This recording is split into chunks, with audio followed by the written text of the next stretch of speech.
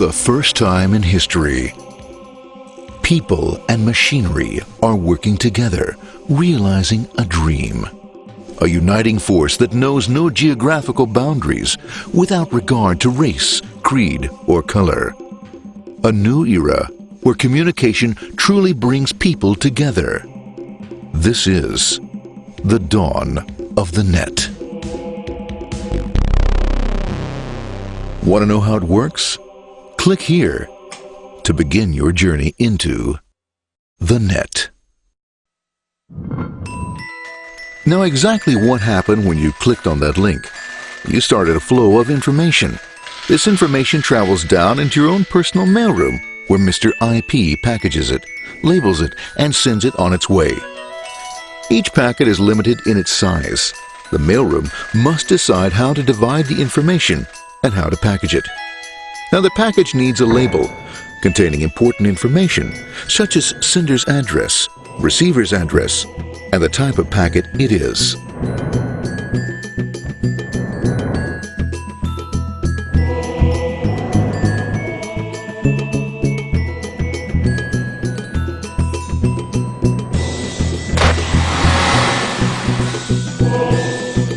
Because this particular packet is going out onto the internet, it also gets an address for the proxy server, which has a special function, as we'll see later. The packet is now launched onto your local area network, or LAN. This network is used to connect all the local computers, routers, printers, etc. for information exchange within the physical walls of the building. The LAN is a pretty uncontrolled place, and unfortunately, accidents can happen.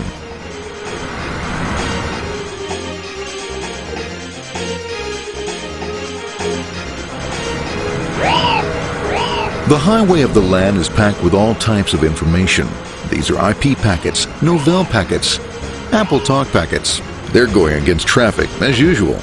The local router reads the address and, if necessary, lifts the packet onto another network. The router, a symbol of control in a seemingly disorganized world. Whoops, sorry about that. Let's go this one there, this one here. This moves here, this one goes here. I don't like this one. Let's go with this one. Let's go here. This left, let's go with this one here. Another channel here. Let's put that one here. Another one there. Let's put that one here. There he is, systematic, uncaring, methodical, conservative, and sometimes not quite up to speed. Sorry. But at least he is exact, for the most part. That one goes there, that one goes there, that one goes there, and this one goes there. Another one goes there, that goes there. He's behind him, let's go there, that goes there, he goes there, let's put that one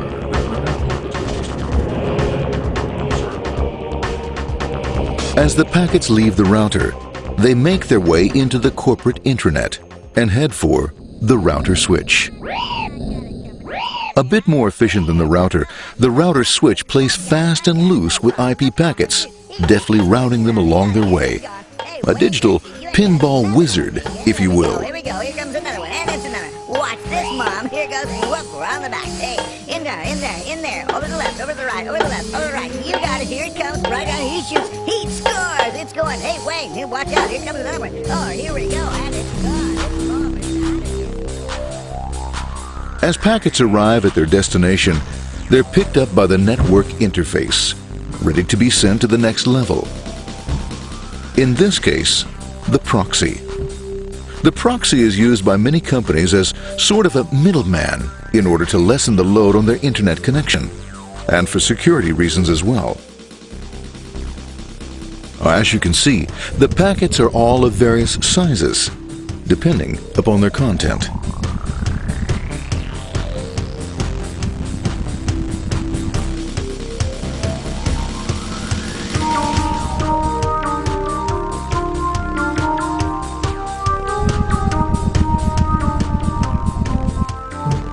The proxy opens the packet and looks for the web address, or URL.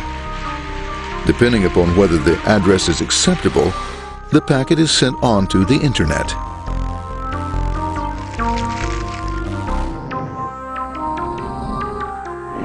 There are, however, some addresses which do not meet with the approval of the proxy, that is to say, corporate or management guidelines.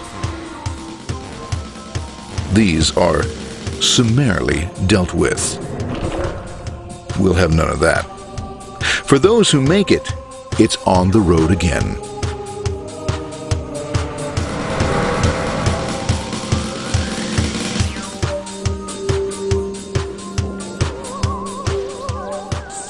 Next up, the firewall. The corporate firewall serves two purposes. It prevents some rather nasty things from the internet from coming into the intranet, and it can also prevent sensitive corporate information from being sent out onto the internet. Once through the firewall, a router picks up the packet and places it onto a much narrower road, or bandwidth, as we say. Obviously, the road is not broad enough to take them all. Now you might wonder what happens to all those packets which don't make it along the way.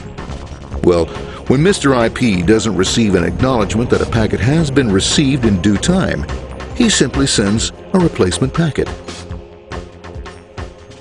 We are now ready to enter the world of the Internet. A spider web of interconnected networks which span our entire globe.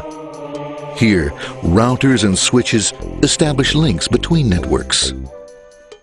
Now, the net is an entirely different environment than you'll find within the protected walls of your LAN. Out here, it's the Wild West. Plenty of space, plenty of opportunities, plenty of things to explore and places to go. Thanks to very little control and regulation, new ideas find fertile soil to push the envelope of their possibilities. But because of this freedom, certain dangers also lurk. You'll never know when you'll meet the dreaded ping of death. A special version of a normal request ping, which some idiot thought up to mess up unsuspecting hosts. The paths our packets take may be via satellite, telephone lines, wireless, or even transoceanic cable. They don't always take the fastest or shortest routes possible, but they will get there. Eventually. Maybe that's why it's sometimes called the worldwide wait. But when everything is working smoothly, you can circumvent the globe 5 times over at the drop of a hat. Literally. And all for the cost of a local call or less. Near the end of our destination, we'll find another firewall.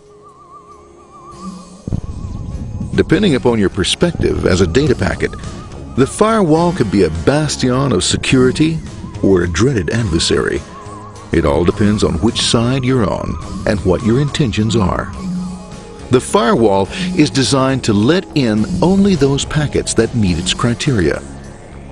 This firewall is operating on ports 80 and 25. All attempts to enter through other ports are closed for business.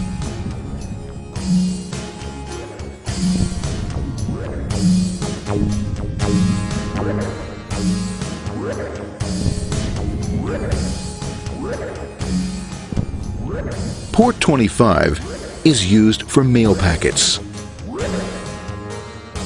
while Port 80 is the entrance for packets from the Internet to the web server.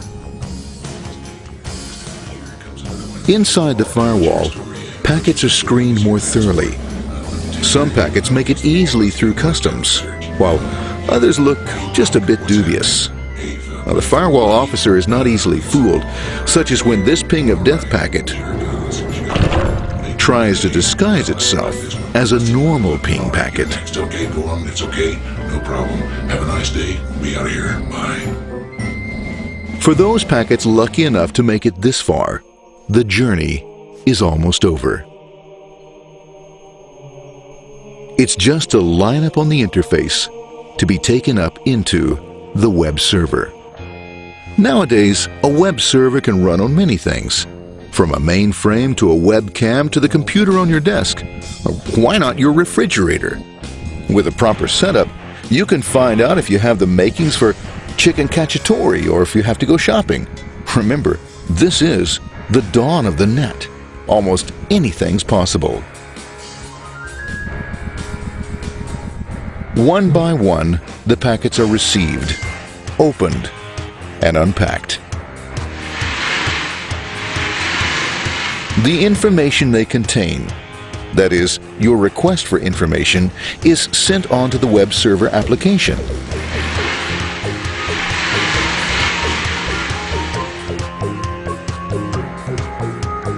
The packet itself is recycled, ready to be used again, and filled with your requested information.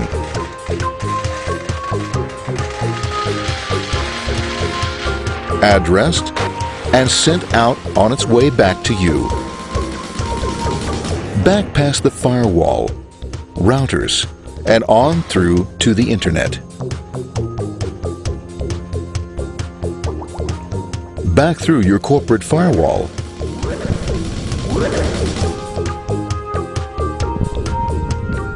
And onto your interface.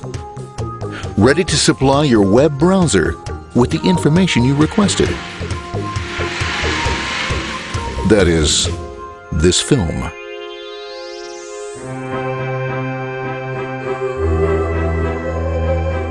Pleased with their efforts and trusting in a better world, our trusty data packets ride off blissfully into the sunset of another day, knowing fully they have served their masters well.